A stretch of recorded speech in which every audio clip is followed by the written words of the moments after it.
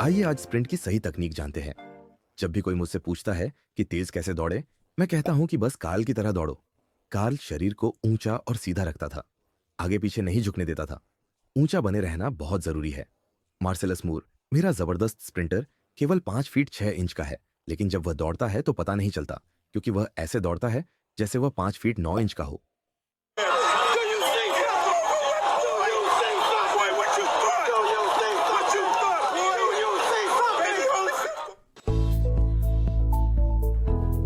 Marcellus के पास जाकर ही समझ आता है कि उसकी हाइट उतनी नहीं है। कार्ल की तकनीक को गौर से देखें। ऊंचे घुटने और पैर घुटने के नीचे है। इस पोजीशन से पैर एक हथौड़े की तरह जमीन पर लगकर अच्छा उछाल देगा। आपकी सारी ताकत ट्रैक पर नीचे की ओर लगनी है, जिसके लिए पैर घुटने के नीचे होना चाहिए। और तीसरी बात, आपका पिछला हाथ ग्लूट्स के 12 इंच पीछे तक जाना चाहिए। हाथ हिप्स के ऊपर पार होना चाहिए। जब मैंने कार्ल से पूछा तो उसने कहा कि कोहनी को आसमान की ओर घुमाना ही सही तकनीक है। लेकिन जब हाथ ग्लूट्स के इतना पीछे जाएगा तो कोहनी आसमान की ओर अपने आप ही पहुंच जाएगी। आइए इन दोनों सफल एथलीट्स की तकनीकों को देखें। दोनों की तकनीक ठीक है, लेकिन दाहिने एथलीट की तकनीक बेहतर है। दाईं ओर वाले एथलीट का पैर घुटने के ठीक नीचे है। इसका पैर पीछे नहीं छूट रहा। और तो और इस एथलीट का घुटना भी ज्यादा ऊपर है और शरीर एकदम सीधा। तो भले ही दोनों की दौड़ने की तकनीक अच्छी है, दाईं ओर वाला एथलीट थोड़ा बेहतर है। अब मैं आपको यह सब बातें क्यों बता रहा हूं? पहली बात, जब आप स्पीड ट्रेनिंग कर रहे होते हैं, भले ही आप अकेले हो, एक चीज जो आपको जरूर करनी चाहिए, एक छोटा सा ट्राइपॉड लें और अपने फोन को वहां लगाकर अपनी वीडियो रिकॉर्ड करें। आपको पता होना चाहिए कि दौड़ते समय आप कैसे दिखते हैं और कौन सी चीजें ठीक करनी है। अब माइकल जॉनसन, इतिहास के सबसे ग्रेट स्प्रिंटर्स में से एक, इनके बारे में जानें। आपको शायद मजाक लगे, लेकिन माइकल की तरह ना बने। माइकल का स्टाइल थोड़ा अजीब था, लेकिन वो अपने हुनर में माहिर थे और आप जानते हैं कि उनकी स्पीड और ताकत का कोई मुकाबला नहीं था।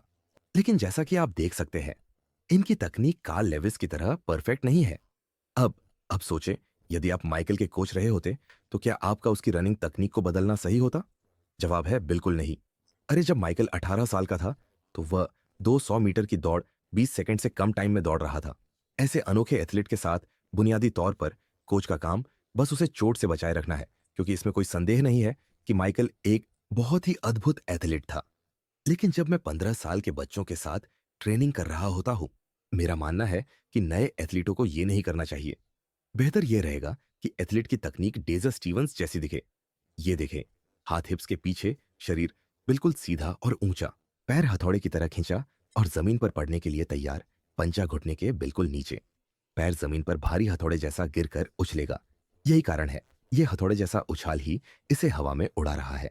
सब बेहतरीन रनर ट्रैक पर उड़ते से नजर आते हैं, क्योंकि उनका पैर जमीन को इतनी ताकत से पड़ता है कि उनका पंजा जमीन पर 1 सेकंड के 10वें भाग से भी कम समय बिताता है। ग्रेट रनर्स जमीन पर लगभग 0.08 सेकंड बिताते हैं। हमारी सारी ट्रेनिंग इन बेसिक चीजों को मजबूत करने की कोशिश में होनी चाहिए। यहाँ हम ई स्किप्स कर रहे हैं, जैसा कि माइकल पहले स्पीड ड्रिल्स के दौरान कर रहे थे। देखिए कैसे हाथ हिप को पार कर रहा है। शरीर कितना सीधा और ऊंचा है। घुटने ऊपर, कुछ ज्यादा ही ऊपर है, और पंजा घुटने के बिल्कुल नीचे।